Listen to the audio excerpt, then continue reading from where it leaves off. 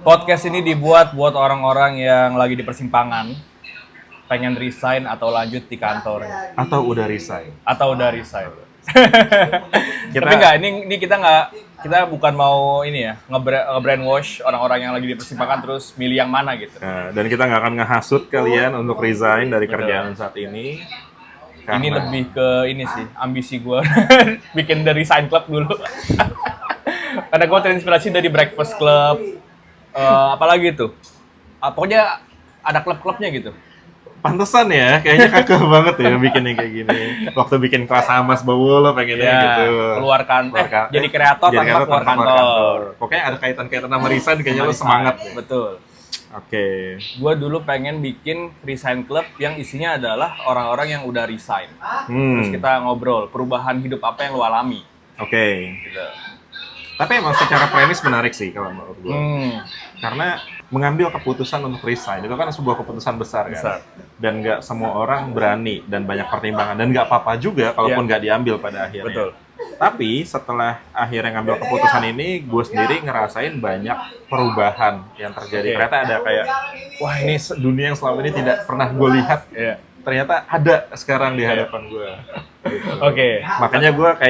Makanya gue jadi setuju nih ketika lo ngajuin gimana kalau kita bikin The Resigning Club. Betul. Gitu. Yang isinya nanti ya kita berdua, gua Reza dan ada Mas Rian. Kita ini dua orang yang pernah kerja kantoran dan sekarang gue sebenarnya masih tapi freelance jatuhnya. Kita pernah resign dari kantor yang kita geluti mungkin berapa tahun? Gue 5 tahun paling lama. Lama juga ya. Itu yang sama Bang Radit. Sama Bang Radit 5 tahun. Kalau gue paling lama tuh kayaknya 2,5 tahun. 2,5 tahun. Iya. Di Flip waktu itu. Flip. Flip itu semacam aplikasi atau Aplikasi startup buat ya? startup yang dia tuh bikin aplikasi untuk transfer antar bank gratis. Oke. Gitu, tanpa Oke. biaya. Oke, jadi ini episode pilot yang nanti lebih ke perkenalan kali ya. Perkenalan gue siapa, Mas Rian siapa, dan ekspektasinya apa nanti ke depannya ketika kita ngundang orang yang udah resign dan mengalami perubahan hidup dari sana. Setelah itu kita gali nih, kira-kira ada nggak sih poin-poin yang bisa dijadiin parameter buat orang-orang yang lagi di persimpangan nih? Pengen resign apa enggak? Dan orang yang diundang nanti juga nggak terbatas di profesi tertentu. Iya. Ya, bisa jadi orang yang setelah resign dia jadi content creator. Kayak Sena Farids. ya kan, Sena Farid. Oh, ntar kita undang Boleh. Sena Farids. Siap-siap. Sena. Siap-siap, Sena. Anda sudah dicatat.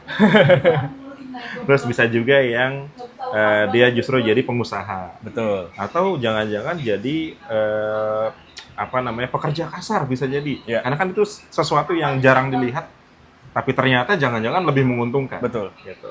Intinya nggak terbatas di profesi tertentu, kita lebih fokusnya ke ngundang orang-orang yang dia ngambil keputusan resign dan menemukan dunia baru Betul. setelah itu. Dan mungkin dunia itu bisa diterapin juga buat teman-teman yang nonton.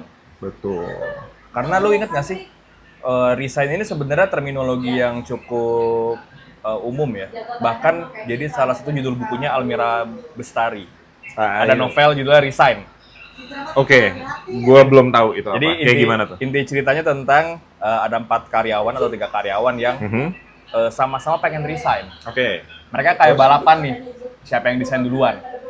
Gitu. balapan? Iya, jadi kayak gue lupa persisnya seperti apa.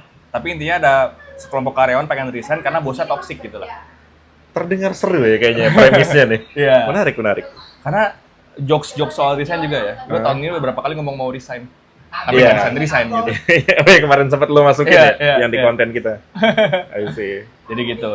Tapi secara umum, karena ini episode pilot, mungkin gue ini kali lebih ke perkenalan diri dan gue bekerja sejak tahun berapa dan pada akhirnya memutuskan resign untuk bangun perusahaan sendiri bareng Mas Rian yang namanya Hira. Dan ini salah satu semacam aktivasi dari Hira ya sebenarnya si podcast ini. Iya, bisa dibilang aktivasi, bisa dibilang sebagai pengisi waktu luang. Karena kita bosan kalau cuma sekedar ngebuat produk, terus ngajar, Ya, habis itu apalagi ngerjain storytelling buat brand, ya kita jujur ada masa jenuhnya kan. iya. Makanya ini bisa dibilang sebagai wadah buat istirahat lah Betul. dari aktivitas itu. Dan rencananya nanti kita juga pengen ngundang pemateri-pemateri yang pernah ngisi di Hira. Jadi secara garis besar Hira adalah semacam platform edukasi ya. Platform edukasi khusus buat storytelling. Storytelling. Karena sekarang banyak banget orang-orang yang nyuruh orang lain untuk bikin konten yang ada ceritanya Ada dong. ceritanya. Nah, story ini menurut gua sampai sekarang masih jadi makhluk yang abstrak nih. Dan kita coba nge-crack. Iya, betul. Kita coba nge-crack, kita formulakan sehingga orang-orang yang tadinya nggak ngerti gimana caranya masukin cerita ke dalam kontennya, itu punya tips atau formula yang ajak buat mereka pakai. Benar. Dan bukan hanya terbatas di konten media sosial. Iya. Karena pada akhirnya seni bercerita itu akan kepake buat berbagai macam hal. Betul. Baik itu jadi lo public speaker atau mungkin lo bikin novel, bikin film, bikin series dan lain sebagainya. Itu kan pasti perlu skill storytelling. Nah, Oke. itu yang kita usahain lewat Hira. Oke. Gitu. Walaupun sebenarnya ada misi egois juga sih. Kalau gue misi egois ngebangun Hira tuh biar bisa melihat lebih banyak brand yang punya cerita menarik. Oke. Karena menurut gua secara personal banyak brand itu agak monoton cara ceritanya.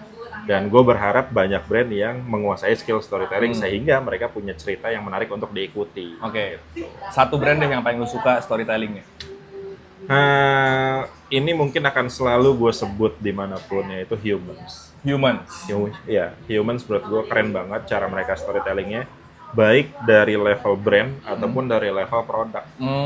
Ya. Karena kan kalau gue sendiri punya belief storytelling itu ada 3 level, level brand, level produk, sama level konten. Oke. Nah, Humans ini dia oke banget dari sisi level brand sama level produk. Oke. Gitu.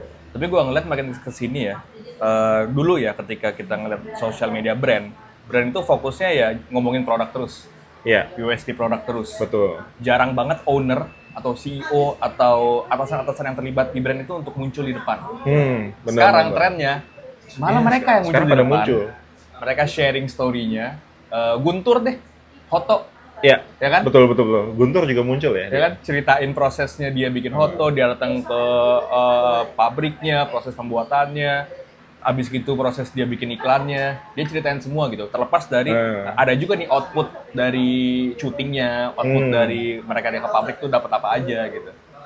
Karena emang dengan cara kayak gitu ya, brand lu jadi kelihatan lebih genuine gak sih? Iya. Jadi kita tuh ngerasa kayak masuk ke dalam kehidupan si ownernya. Gua Dan kita ngeliatnya melihat dia gitu secara Betul. langsung. Akhirnya jadi ngerasa, oh ini ownernya tuh juga deket Iya. sama kita gitu. kita bedanya sama brand yang konvensional ya, yang udah lama dari dulu kayak Mayora apa segala macam, itu kan yang udah konvensional dan udah levelnya udah masif gitu. Iya.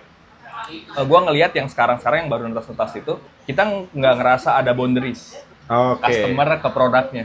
Iya, betul. Jadi ada rasa Kita ingin kedekatan dekat. itu, ya kan? Tapi ada brand yang zaman dulu, yang konvensional itu namanya, tapi mulai juga nih meminimalisasi boundaries tadi. Oke. Lo tahu Exton Salim nggak? Exton Salim. Exton Salim, Itu nama orang. nama orang. Nggak Dia tahu. itu kalau nggak salah ya, saya ingat gue nge-handle-nya Indomie. Oke. Nah, dia itu muncul sebagai persona untuk nyeritain, oh ini kita ada produk baru dia cobain. Gitu. Oke, Jadi produk orang baru produk R&D-nya barunya, si iya, Indomie R&D-nya si gitu. Indomie. Gitu. Oke. Dia ceritain dia suka atau enggak Iya, segala iya. macamnya, first impression-nya dia kayak gimana. Betul. Nah, itu betul, akhirnya betul. ngebuat orang jadi ngerasa deket sama si brand konvensional ini. Oke. Yang paling baru deh, coklat Dubai, Don Bake Shop. Wow, itu banyak Don banget Bake tuh video-video si chefnya bikin di Iya, ya. kitchen kan. Proses dia bikinnya gitu Iya. ya. Dan diceritain prosesnya Dan dari akhirnya teknis sampai ke non teknis ya. sampai kayak ke pengiriman juga segala Iya. macamnya. Dan akhirnya sekarang kita lihat beragam brand pakai pola serupa. Tapi menariknya adalah meskipun beragam brand pakai pola serupa, kita nggak bosen. Iya. Karena punya warnanya masing-masing. Betul. Nah, makanya storytelling jadi penting akhirnya Iya. sekarang. Karena setiap brand bisa nunjukin warnanya masing-masing lewat storytelling. Oke. Dan itulah yang kita tuju di Hira. Kita Iya. pengen ada semakin banyak brand yang bisa menceritakan tentang kisahnya mereka sendiri. Gitu.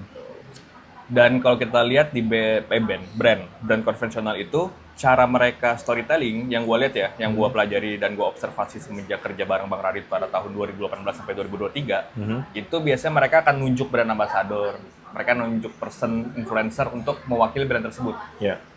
Atau enggak mereka bikin karakter, kayak Sukro. Sukro tuh ada tuh yang nggak tahu sekarang masih ada apa enggak ya, orang palanya pala kacang gitu. Oke, kayak pernah lihat di iklannya. Nah itu bikin karakter yang semacam itu. Tapi kalau sekarang itu lebih ke ya udah yang ownernya siapa? Podcast. Ngamen dalam tanda kutip ya. Betul. Ngamen ke podcast, ceritain proses perjalanan brandnya. Oh, sama ada satu lagi pendekatannya. Selain owner yang muncul. Oke. Customer yang muncul. Oh. Itu juga jadi bagian cerita tersendiri. Oke. Ada yang memang muncul secara organik, ada juga yang fabricated. Nah, dua-duanya works. Oke. Tapi ini kayaknya kita udah kelebaran deh jadi ngomongin soal Hira. Tapi menarik tau. Iya, emang menarik sih. Contoh lain ini ya. Contoh lagi nih. Waktu Bonge viral, gue tuh ada kepikiran pada saat itu untuk ngundang Bonge ke podcast Radit atau kita bikin konten bareng Radit lah si Bonge ini. Oke. Tapi Bang Radit pada saat itu malah lebih tertariknya untuk ngobrol sama kutipan X-nya. Gimana lu bisa nemuin Bonge? Nemuin Bonge, nge-create Bonge sebagai persona sebagai simbol Citayam Fashion Week. Oke. Sampai lahirlah JJ dan semacamnya dengan format street interview. Karena menurut gua format street interview, walaupun formatnya street interview, tapi itu bercerita juga. Ada storytellingnya di sana. Gitu. Dan lu juga harus ketemu orang yang tepat juga kan, untuk bisa diinterview. Iya, betul. Ya jadi jauh banget ya. Tapi jauh sih. Anyway, tapi inilah yang gua sadari ketika resign ya. Hal-hal kayak tadi itu baru kepikiran setelah resign. Karena apa? Karena kalau misalnya kita masih di kantor, kita mikirnya teknisnya. Ya. Oke, teknisnya, content planningnya apa aja. Tapi kita nggak melebarkan blueprintnya. Ketika resign baru kepikiran tuh, oh ternyata begini ya, ini bisa works karena begini ya. Ini bisa rame karena cuttingannya begini ya. Nah itu yang kita pelajari setelah resign kebanyakan. I see. Jadi kalau misalnya teman-teman ngerasa di kantor itu monoton, coba mungkin ubah sudut pandangnya. Ngubah jadi kayak gimana? Nggak cuma ngerjain day to day task hari itu. Tapi kenapa gue harus ngerjain ini ya? Cari why-nya. Gue disuruh bikin konten planning nih, sketsa komedi. Kenapa gue bikin ini ya? Jadi why-nya dicari. Iya sih. Terlepas dari bikin sketsa komedi, skripnya begini, premisnya ini. Tapi kalau misalnya kita nyari why-nya, kenapa gue bikin ini ya? Itu kita jadi ngerti formulanya. Cuma emang agak susah buat nyampe ke tahap itu. Oke. Kalau menurut gue ya, itu adalah satu buah privilege tersendiri ketika orang bisa nyampe di tahap nyari why, dia punya intellectual curiosity, gitu. Karena memang pada dasarnya kan orang bekerja biar dapat penghasilan, dan nggak salah juga. Cuma memang kalau bisa, kalau bisa, ketika bekerja, cobalah punya intellectual curiosity, sehingga apapun yang kita lakukan, itu kita bisa nyari why-nya, bisa dapat pelajaran dari sana, dan nantinya bakal bermanfaat buat karir ke depannya kan setelah resign. Iya. Gue jadi ingat, gue dulu pernah bikin semacam artikel, tulisan gitu, prinsip bekerja gue. Jadi dari jam 10 sampai jam 6, itu gue kerja buat orang lain, buat perusahaan. Tapi dari jam 6 ke atas, itu gue kerja buat diri sendiri. Jadi gue akan ngerjain project freelance, gue akan ngerjain project pribadi, passion project gue kerjain di jam-jam itu. Jadi dulu gue menerapkan itu. Prinsip kerja gue lupa tulisannya dari mana. Kayak gue pernah posting di Storyal pada saat itu. Atau di Tumblr, gue lupa. Dan lu juga pernah bikin video ya buat Hira, kalau nggak salah. Oh iya. Yang lo bilang dari jam 9 sampai jam 6 gue kerja buat ini. Ada videonya juga. Ya gue bikin versi videonya juga. Gue simplify karena sebenarnya tulisan panjang. I see. Nah itu mungkin bisa jadi salah satu value atau tips buat teman-teman yang merasa di persimpangan, tapi takut nih ketika keluar gue bisa dapat uang dari mana lagi. Iya, bisa bertahan nggak ya? Kayaknya itu prinsip yang gue pegang juga deh. Cuma bedanya gue taunya dari Gary V.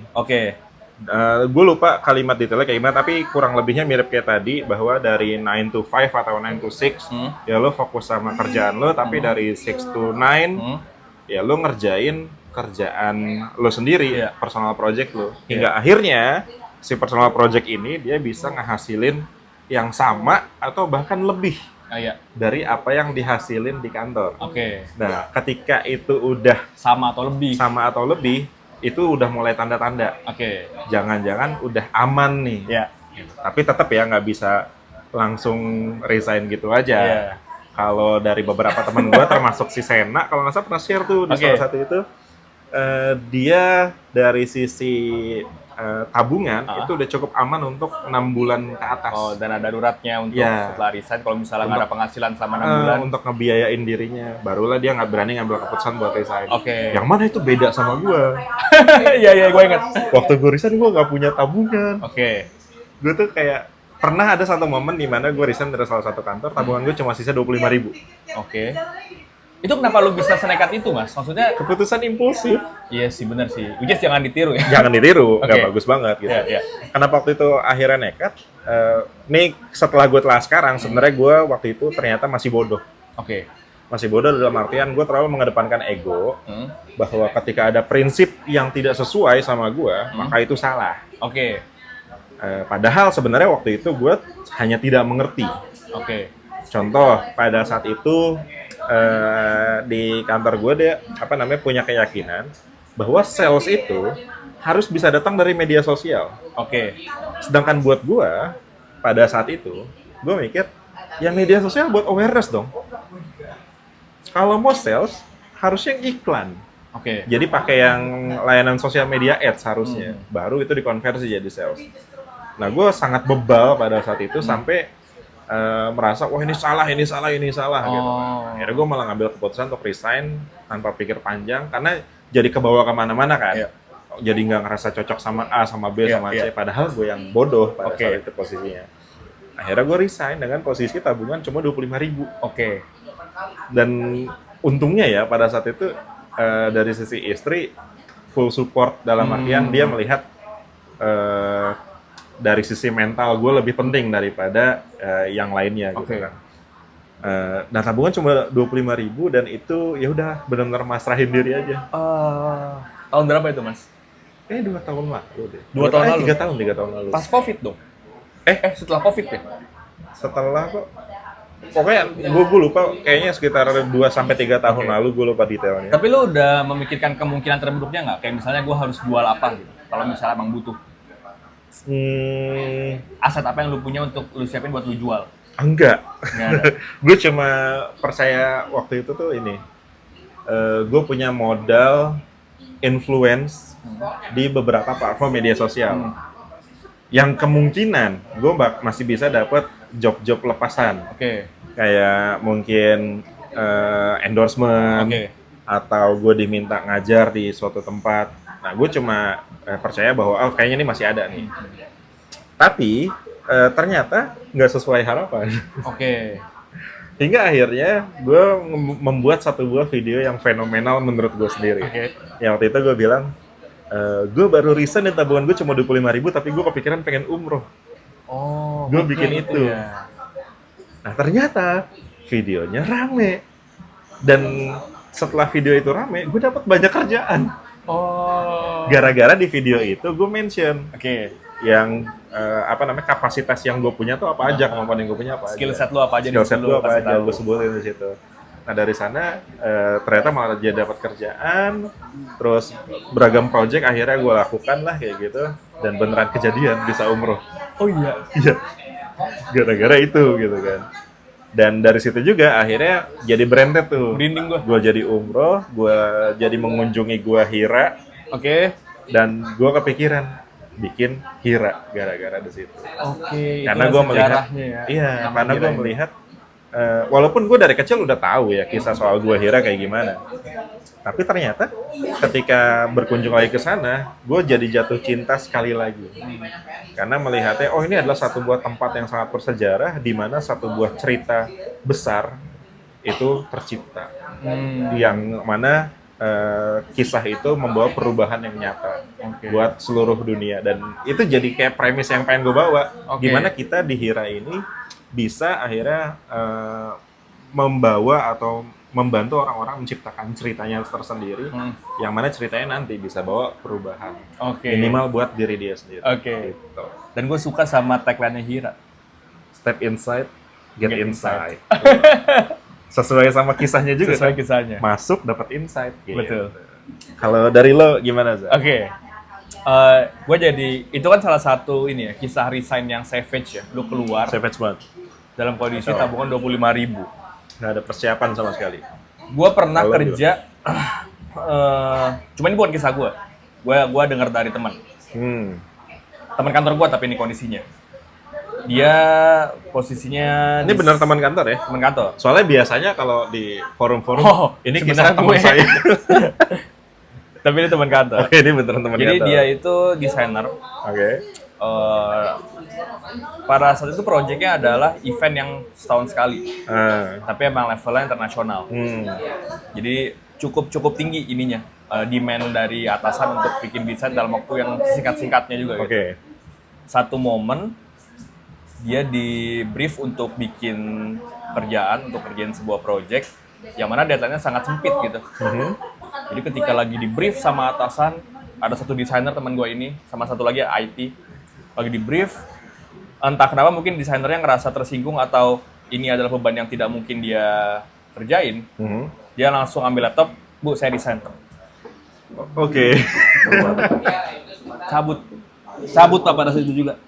Itu lebih impulsif dari gue sih kayaknya. Itu lebih impulsif tuh. Karena gue masih ada waktu tuh. Iya. Kalau dia nggak langsung naruh laptop langsung resign. Naruh laptop kantor, langsung Bu saya desain sekarang. Kacau. Terus. Udah setelah itu dia dia emang kondisinya punya toko. Punya toko, gue lupa toko apa. Dia punya toko yang pasti. Tapi mungkin ya itu jadi salah satu parasutnya dia juga kali ya. Dia udah nyiapin itu juga. Iya. Dan dengan punya backup plan demanding dari atasan yang mungkin gak masuk akal buat dia pada saat itu, dan dia juga gak punya tim, dia udah mungkin punya kalkulasinya sendiri, atau mungkin juga lagi impulsif, lagi gak stabil mentalnya, langsung resign gitu dong. Gue dengernya gila. Itu savage banget itu resign-nya. Wah, gila sih. Gila. Kalau gue itu resign, berarti secara hitungan ya, gue tuh resign udah 3 kali di 3 kantor berbeda. 3 kali nggak 3? Ya 4 kali deh. 4 kali resign dari 4 kantor berbeda. Jadi gue semenjak lo mulai karir pertama kali itu? Ya, gue tuh berkarir tahun 2016 di IO itu ya. Itu gue resign setelah gue kerja sekitar 10 bulan, nggak nyampe setahun. Gue resign dengan masih baik-baik lah ya, maksudnya kondisinya baik-baik gitu. Gue resign, gue pindah ke Storyal.co. Cuma sekarang udah nggak ada Storyal ya. Jadi Storyal tuh platform bercerita kayak Wattpad gitu lah. Dan di Storyal itu gue basisnya memang dulunya user, terus kenal sama CEO-nya, kenal sama timnya, sampai dijadiin tim. Gue jadi staff konten di sana. Itu gue kerja mungkin sekitar 2 tahun lah.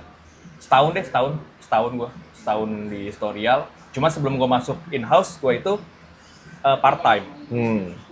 Dan waktu gue part-time, gue tuh masih polos banget ya waktu itu ya. Gue tahun awal-awal itu pas gue part-time sama Storyal, diajak makan di Cipete, di Twin House pada saat itu. Gue datang ke Twin House, makan bareng. Gue tuh nggak ngerti, kalau misalnya diajak makan siang, yang bayarin ya yang ngajak. Atau ada CEO-nya yang bayarin kan. Jadi gue ngerasa, gue harus bayar sendiri nih. Jadi gue habis makan, selesai, gue ke kasir, Mbak, bayar Mbak, yang punya saya aja. Aneh banget. Gue sekarang mikir, gue kok aneh banget ya dulu ya. Karena gue mau cabut duluan. Karena gue kan jam makan siangnya kan beda sama mereka kan. Ini kan part-timean gue yang in-house masih ada di kantor aslinya gitu. Jam 1 harus balik. Sementara mereka jam 1 kan masih kerja di sana. Jam 1 gue mau balik, gue gak enak nih bilang balik gimana ya, tapi gue belum bayar apa segala macem. Udah gue bayar aja sendiri deh. Kasih gue bayar. Aneh banget. Habis itu gue pindah, terus gue resign pada saat itu. Cuma gue sebelum resign udah nyari duluan penggantinya. Gue nyari penggantinya, ketemulah di media, di radio di Palmerah pada saat itu. Udah hitung-hitungan gaji apa segala macem, diterima. Gue jadi penulis artikel. Pas gue kerja di sana, 2 minggu gue baru kerja. Gue lagi ngobrol sama temen gue namanya Rio. Rio ini komikus. Dan kondisinya pada saat itu, gue baru nerbitin buku novel Yang perdana Clouds with gue, Legs. yang It's a Cloud with Legs. Gue lagi ngobrol sama si Rio untuk ngomongin project si novel ini pengen dijadiin komik. Kita lagi ngobrol-ngobrol di Bintaro, ini coffee shopnya lumayan terkenal juga nih. Apa tuh? Juragan Kopi, tempat nongkrongnya YouTuber zaman dulu. Benak Ribu, yang gitu-gitu. Anak-anak Bintaro juga kan mereka kan. Lagi ngobrol, tiba-tiba Rio ngasih tau gue, Ja, nih si Radit lagi nyari penulis freelance. Penulis yang terbiasa nulis cerpen atau novel. Lu kan udah biasa nih, Za, nulis novel atau cerpen, kirim aja. Gue dikasih tau Rio pada saat itu. Kondisinya gue nggak follow Radit. Gue tahu siapa Bang Radit, cuma gue nggak follow pada saat itu. Rio ngasih tau, terus gue mikir, oh yaudah deh, gue coba kirim deh. Gue kirim, sore itu, jam 3 gue kirim ke email yang tertera, contoh tulisan. Habis itu jam 7 malam gue dapat WA dari manajernya untuk interview. Untuk interview sama Radit langsung besok kalau nggak salah. Kan kondisinya gue baru 2 minggu kerja di ini kan, di kantor baru kan, di media itu. Cuma ya udah gue langsung ini deh, izin pulang cepat karena gue mau interview. Baru 2 minggu langsung. Gue izin interview. Aduh. Oke. Pas gue interview, gue tuh rumahnya Bang Radit tuh agak ngacak dari Maps. Jadi cukup lama tuh nyarinya tuh. Itu udah janjian jam 6. Gue tuh mungkin janjian jam 5. Gue mungkin nyampe jam 5.10, 5.15. Gue tuh udah kecewa, kayak udah panik, kayak aduh gue fix nih ditolak deh. Ya, takutnya dianggap ngehargain waktu kan. Gue datang jam 5.15, di depan pagarnya Radit tuh ada orang baru selesai interview. Pria baru selesai interview. Gue cuma, oh iya mas ya. Pas gue masuk ke ngetok-ketok kan, gue nggak tahu ada bel apa enggak. Cuma gue ngetok-ketok di pagarnya. Untung ada yang keluar. Mbak Puput yang keluar pada saat itu. Oh, Mbak Puput lama juga berarti ya? Udah 13 tahun kali dia. Wow. Mbak Puput keluar, bukain gue pintu, gue bilang mau interview apa segala macam. Kira gue interview bareng Bang Radit, dia ngejelasin projectnya. Yang mana sebenarnya project freelance. Oh, jadi project itu lowongan untuk freelance sebenarnya? Freelance sebenarnya. Freelance, habis interview, ya udah, ntar kata dia, Bang Radit masih mau interview 1 orang lagi, cuma online. Cuma dia udah kode kayak, tapi gue cocok sih sama lu nih kayaknya nih. Karena gue bawa novel gue pada saat itu. Gue bawa novel gue kasih tahu, gue udah nulis novel, diterbitin di media kita, yang mana masih satu grup sama penerbitnya beliau ya, di Gagas Media. Ya? Masih grupnya Agromedia. Gue kasih lihat novel gue, kita ngobrol-ngobrol, gue pahamin premisnya, dia kasih tahu proyeknya seperti apa, ekspektasinya seperti apa. Tadi kasih tahu sama dia. Akhirnya besoknya itu gue diajak meeting lagi di Liberica, Pacific Place. Dia ngasih tes sebelum kita masuk ke project freelance, dia ngasih tes untuk bikin 30 tips anti jomblo. Itu dijadiin konten? Yang mana atau itu tulisan buat aja? Telkomsel. Jadi dia lagi kerja sama dengan Telkomsel tuh ngasih, jadi kayak misalnya kita entah paketan apa gitu, ntar dapat videonya. 30 tips anti jomblo. Gue bikinin tuh 30 tips anti jomblo. Dikasih waktu seminggu, gue bikin 3 hari kelar untuk ngasih lihat gue cepet nih. Speed gue bisa dipertimbangkan nih.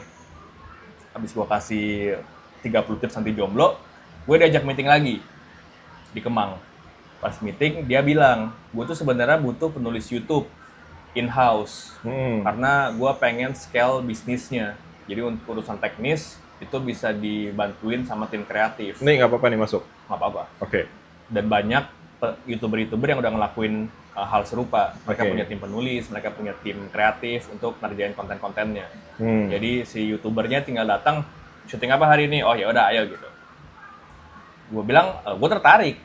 Cuma dia bilang kan, tapi lu baru kerja nih, baru masuk di kantor media itu, dan baru 2 minggu. Terus gimana? Sementara kontraknya 3 bulan, probation. Dan kalau nggak salah ada penalti kalau misalnya keluar sebelum itu. Tapi ntar gue coba omongin deh. Besoknya gue ngomong ke atasan gue. Gue bilang, Mbak, gue diterima sama Radit buat jadi penulisnya in-house. Gimana ya? Bagus dong. Supportif ya? Lah. Iya. Keren banget. Terimalah, udah nggak apa-apa. Ntar bikinnya surat resignnya, ntar kasih ke ibu. Nanti ya udah bulan ini nggak apa-apa terakhir. Ini karena kantornya keren, lo harus sebutin sih nama kantornya apa? MPG Media. MPG Media. Virgin Radio. Gokil. Gitu. Itu jarang-jarang tahu ada yang Respect. kayak gitu. Karena biasanya kan lebih banyak di keluhannya ya, yang Iya. baru masuk dari sini. Iya. Tapi ini malah suportif sama Supportive. karir lu gitu. Betul. Ih, keren banget sih. Gue bikin surat resign, gue kasih ke yang ibu yang lebih tinggi ya, atasan yang lebih Oke. tinggi. Diterima, di approve. Udah tuh, tanggal 31 Juli, gue ulang tahun, plus hari terakhir gue di sana, traktiran lah ya udahlah. Gokil. Pas banget tuh. Pas gitu. Hari terakhir plus ulang tahun. Jadi per 1 Agustus 2018, gue resmi in-house di kantornya Bang Radit, jadi penulis. Wah, Dan asisten kreatif pada saat itu. Baik-baik lah semua, misalnya ini gue ya, flow resign gue ya. Sampai kerja sama Bang Radit itu kan 5 tahun ya. Iya. Tapi sebenarnya di tahun 2022 itu, 2021 kalau nggak salahnya pas web seriesnya Radit, pokoknya itu gue sebelum gue nikah deh. Web series Radit masih lo yang handle? Masih, gue jadi prop master pada saat itu. Wah. Tapi gue itu sebelum nikah kan, gue tuh ngerasa pengen resign pada saat itu. Udah ada keinginan, I see. udah ada kepikiran. Terlebih pada saat itu gue kerja sendiri tuh, belum ada tim. Akhirnya muncullah Rais pada saat itu. Oh, Rais tadi ya tim. Rais tim, Oke. tim kreatif. Oh, sekarang jadi talent. Jadi talent. Gue udah kepikiran buat resign, gue tuh ngobrol sama Mas Anca pas lagi syuting. Mas aja kayak pikirin lagi, banyak tahu orang yang mau di posisi lu. Iya, Terus banyak gua, sih. Iya sih. Karena Cuma gimana ya? itu tuh posisi yang apa ya, menurut gue tuh oke banget. Lo bisa belajar sama Bang Radit. Iya, linknya. Iya, linknya, networknya segala macamnya itu kan. Dan gue inget seminarnya atau talk show-nya Deddy Corbuzier ya. Dia kan pernah bilang kalau misalnya lo mau kerja, carilah pekerjaan-pekerjaan yang secara jumlah orangnya tuh sedikit. Karena apa? Karena lo akan tahu masalah apa yang dialami oleh perusahaannya. Jadi lo ketika lo deket sama masalahnya, lo tahu gimana mecahinnya. Beda kalau misalnya lo kerja di korporat yang gede, gimana masalah-masalah yang di atas tuh kita nggak pernah tahu. Nggak bisa, bahkan bukan nggak pernah tahu, tapi nggak bisa tahu. Nggak bisa tahu. Karena data-datanya itu disembunyikan. Betul. Itu tahun 2021 deh, sebelum gua mau nikah. Gua dengerin Mas Anca lah pada saat itu. Ya udah deh, gua coba lagi deh. Gua coba bertahan lagi. Sampai tahun 2022 setelah gua nikah tuh ada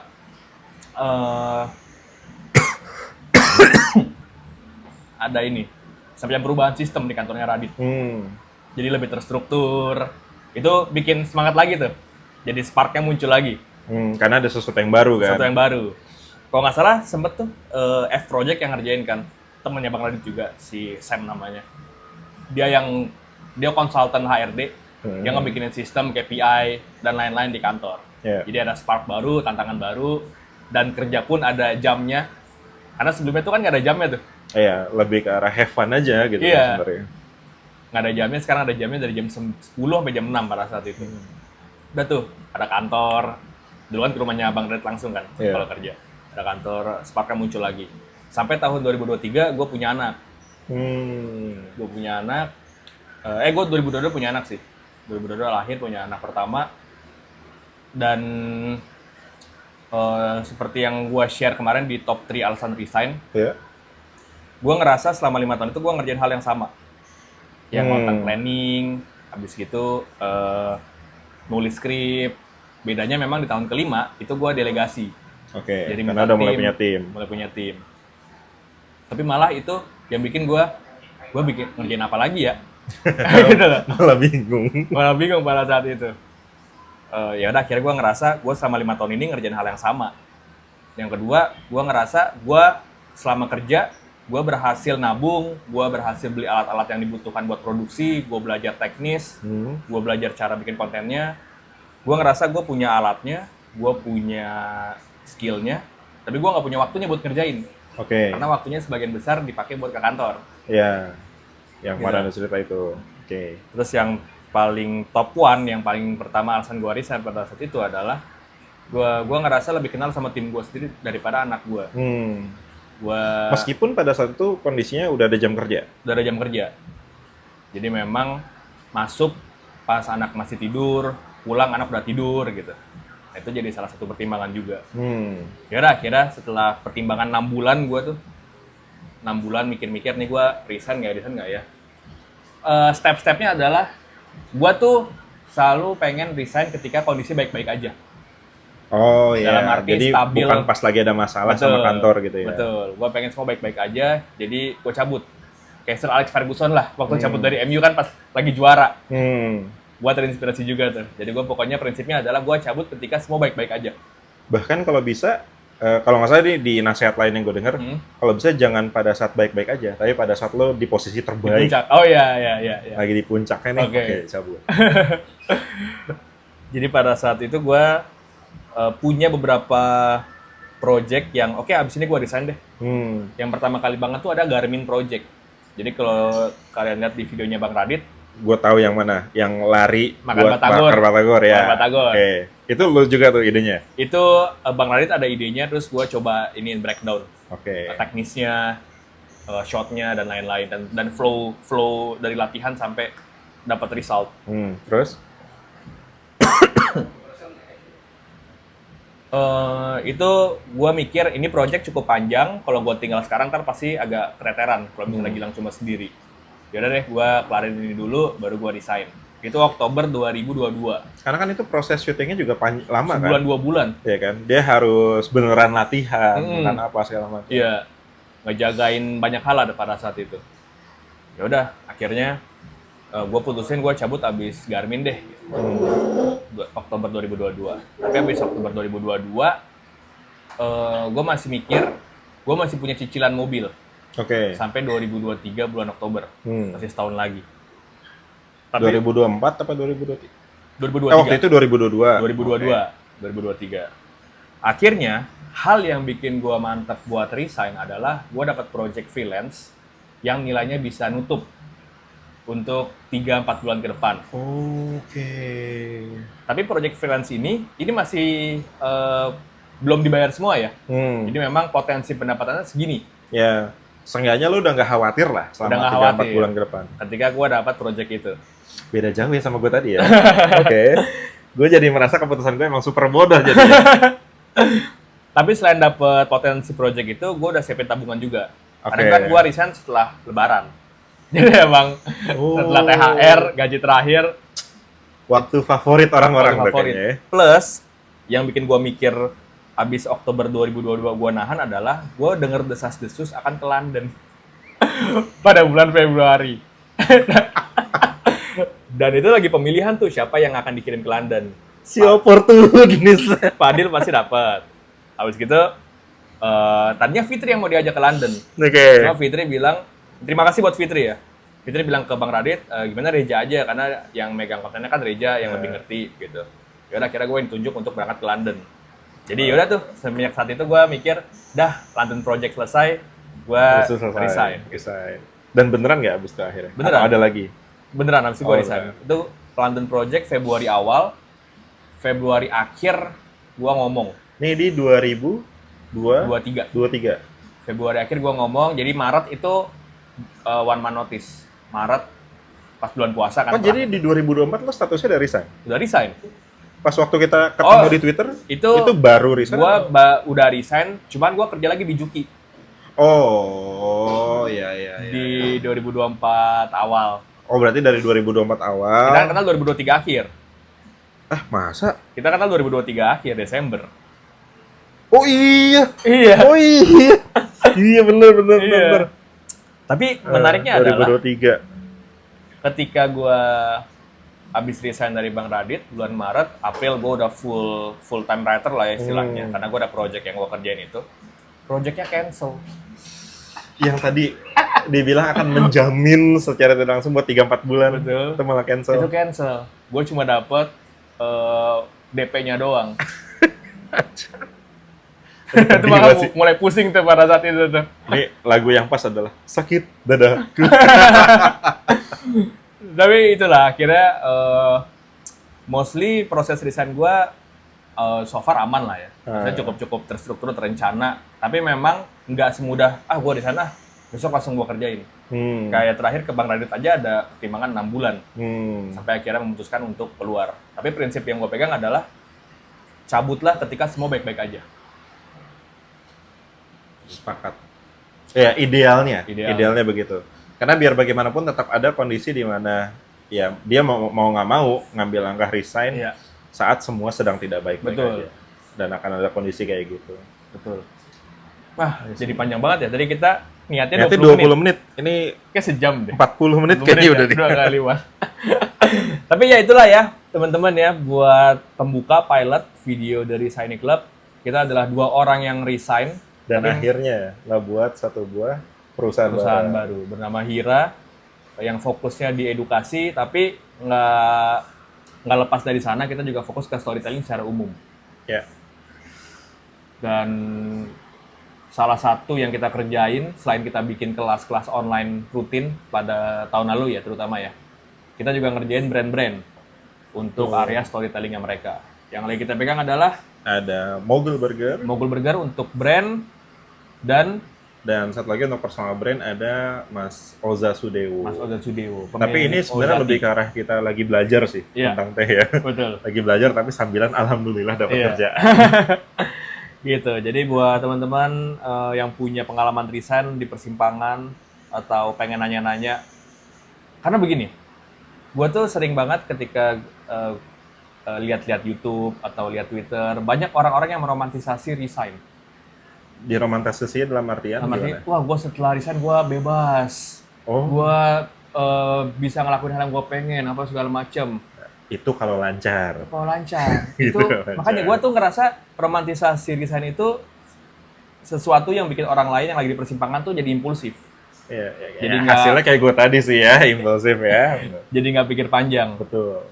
Dan romantisasi itu jadinya bikin output yang kurang benar lah untuk orang-orang yang lagi di Iya. persimpangan. Ya walaupun orang bebas mau bikin konten apa aja ya. Betul. Dan memang gini, kondisinya, mungkin gue termasuk salah satu yang cukup beruntung. Setelah resign secara impulsif, langsung dapat berbagai macam hal pengganti. Iya. Tapi kan kenyataannya nggak semua orang bisa gitu kan, ngerasain hal yang serupa. Seringkali dari keputusan impulsif justru malah bermuara ke hal-hal yang tidak oke lagi Iya. gitu kan. Ya, pokoknya emang harus dipikirin baik-baik Iya. sih. Dan soal satu resign. hal yang gue inget banget ketika gue di persimpangan mau resign ya, selama 6 bulan itu gue mikir, gue selalu diingetin sama istri, rezeki nggak ada di sana doang. Rezeki nggak ada di satu tempat doang. Bener, itu juga lagi yang gue dapetin. Jadi kayak Makanya ya dia tiba-tiba full gue support. ketemu lu, terus gue bikin produk e-book, gue pakai platform yang lu saranin, terus kita bikin kelas 2 jam kreatif, 2 hari kreatif, itu kan tiba-tiba jadi banyak Iya. bukti bahwa rezeki ternyata nggak cuma dari kantor. Betul, cuma dari kantor dan ya ada banyak peluang di sana asalkan kitanya mau ngejemput. Betul. Dan ngejemputnya salah satunya yang paling gue rasain adalah lewat networking. Networking, kapasitas Ya, diperdalam. kapasitasnya kita naikin, terus kita networking, nanti dari sana biasanya akan kebuka tuh baik secara langsung maupun nggak langsung. Betul. Gitu. I see. Siapa yang kita undang berikutnya ya? Untuk menceritakan resign experience. Kalau gue kepikirannya Sena. Oke. Sena tuh kayak udah Mas pasti. Bowo. Mas Bowo itu kreatif marketing manajernya Kompas TV. Ya. Jadi dia tuh udah sempat resign terus masuk lagi. Iya. Nah, kita tanya-tanya. pengen ulik tuh kenapa akhirnya masuk lagi gitu. Oke, itu aja buat episode pilot dari Shiny Club yang pertama ya, episode pertamanya. Kita ketemu lagi di episode berikutnya. Ada tagline nggak? Ada tagline nggak? Apa ya?